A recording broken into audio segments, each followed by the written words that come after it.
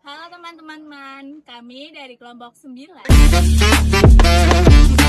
Dan perkenalkan, nama saya Modi Sania Ratsegita, absen 24. Saya Galen Mardika, absen 15. Saya Ridho Firman Gani, absen 34. Dan saya Fatna Sabdullah Inayati dari absen 14. Pada kesempatan kali ini kami akan membahas pembangunan proyek mahasiswa pada era Insinyur Soekarno. Simak dan perhatikan baik-baik ya teman-teman. Jadi teman-teman, pada masa pemerintahan Insinyur Soekarno, perkembangan sosial, ekonomi, budaya Indonesia sangat mengalami dinamika yang signifikan. Secara sosial, pemerintahan berupaya untuk selalu membangun semangat nasionalisme dan rasa cinta tanah air melalui konsep Nasakom, di mana Nasakom adalah nasionalisme, agama, dan komunisme.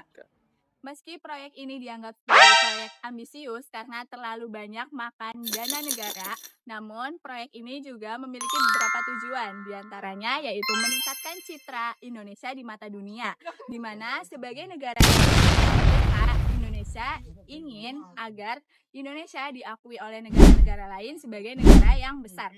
Yang kedua yaitu mempersiapkan Jakarta sebagai tuan rumah Asian Games pada tahun 1962. Lalu yang ketiga ada simbol kemanusiaan atau nasionalisme, seperti Monas yang disimbolkan untuk memperlihatkan keberagaman Indonesia dan untuk mengenang sisa perjuangan Indonesia.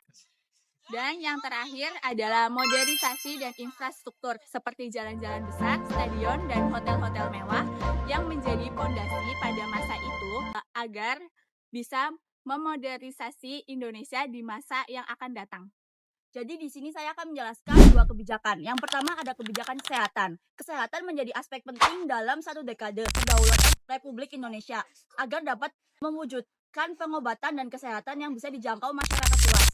Dr. Johannes Laimena dan Abdul Fattah merumuskan program yang dikenal Bandung Plan bahwa pelayanan kesehatan preventif dan kuratif tidak boleh dipisahkan, baik yang berada di rumah sakit maupun pos-pos kesehatan. Yang kedua ada kebijakan pendidikan. Kebijakan pendidikan Presiden Insinyur Soekarno adalah pendidikan sosialisme yang sesuai tujuan negara dari tahun 1961 sampai 1966. Berikut ada beberapa kebijakan pendidikan. Yang pertama, membuang sistem pendidikan kolonial dan mengutamakan patriotisme. Yang kedua, anak 8 tahun wajib memperoleh pendidikan sekolah dasar. Dan yang ketiga, ada pendidikan ujian negara yang terpusat dengan sistem yang ketat dan jujur. Baik, selanjutnya ada proyek-proyek pada masa pemerintahan Presiden Insinyur Soekarno. Banyak proyek-proyek besar yang dibangun untuk menunjukkan kejayaan dan kemandirian Indonesia di mata dunia dan sekaligus membangkitkan nasionalisme rakyat-rakyat. Dan proyek-proyek ini disebut proyek mercusuar dan beberapa proyek penting di antara lain. Pertama ada Monumen Nasional atau Monas, dibangun untuk mengenang perjuangan kemerdekaan Indonesia dan menjadi simbol kebangsaan nasional. Pembangunan ini dimulai pada tahun 1961 sampai dengan 1975 dan ini memiliki tinggi 32 meter dengan puncak berlapis emas. Selanjutnya ada Gelora Bung Karno. Kompleks olahraga besar dibangun untuk Asian Games pada tahun 1962, mampu menampung lebih dari 100.000 penonton, melambangkan ambisi Soekarno agar Indonesia dikenal di dunia internasional. Selanjutnya ada Hotel Indonesia. Hotel bintang 5 pertama di Indonesia diresmikan pada tahun 1962, dibangun untuk menyambut tamu negara dalam ajang Asian Games dan simbol modernisasi Jawa. Selanjutnya yang nomor 4 ada Jembatan Ampera di Palembang, dibangun pada tahun 1962 untuk menghubungkan seberang ulu dan seberang ilir di Palembang dan menjadikan simbol kemajuan infrastruktur dari luar Jawa. Yang terakhir ada Bandara Kemayoran, bandara internasional pertama di Indonesia pada tahun 1959 sebagai pintu gerbang udara sebelum digantikan oleh Bandara Soekarno-Hatta pada tahun 1985.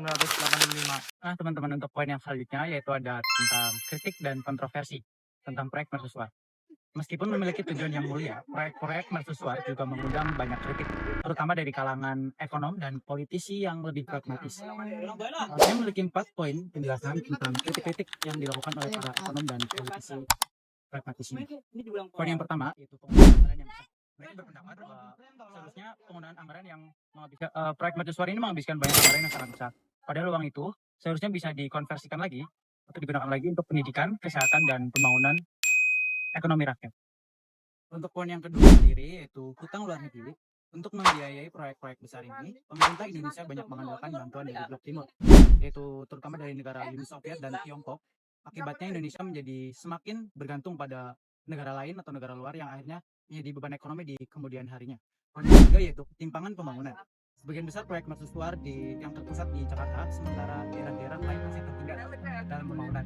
Hal ini menimbulkan ketimpangan antara pusat di daerah dan akhirnya menyebabkan ketidakstabilan politik di kemudian hari. Untuk poin yang keempat, yaitu kudeta pada tahun 1965 dan kejatuhan Insinyur Soekarno.